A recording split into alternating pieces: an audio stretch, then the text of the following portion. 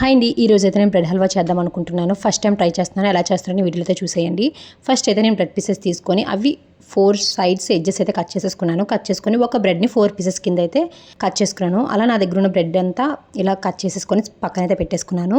ఇంకా తర్వాత ఒక ప్యాన్ తీసుకొని ఆ ప్యాన్లో 2 టేబుల్ స్పూన్స్ గీ అయితే వేసుకున్నాను. వేసుకొని మన దగ్గర ఉన్న డ్రై ఫ్రూట్స్ వేసుకొని ఫ్రై చేసుకోవడమే.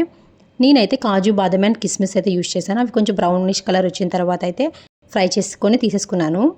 ఇంకా అదే ప్యాన్లో ఆయిల్ వేసుకొని నేను ముందుగా కట్ చేసుకున్న బ్రెడ్ పీసెస్ని వేసుకున్నాను. అవి కూడా కొంచెం బ్రౌన్ కలర్ వచ్చిన తర్వాత అయితే తీసేసుకోవచ్చు. ఇగోండి నేను ఫ్రై చేసుకున్న బ్రెడ్ పీసెస్ అయితే ఇన్ని అయితే ఫ్రై చేసుకున్నాను. తర్వాత అదే ప్యాన్లోని 1.5 కప్ వాటర్కి 1 కప్ షుగర్ వేసుకొని బాగా కరిగించుకోవాలి. మనం గులాబ్ జామ్ ఎలా చేసుకుంటామో గులాబ్ జామ్ కన్నా కొంచెం పాకం వస్తే చాలు. చిన్న లేత పాకం వచ్చినట్టు చేసుకొని మనం ముందుగా ఫ్రై చేసుకున్న బ్రెడ్ పీసెస్ కూడా అందులో యాడ్ చేసేసుకోవాలి. అండ్ తర్వాత కొంచెం పాలు కూడా వేసుకోవాలి అందులో.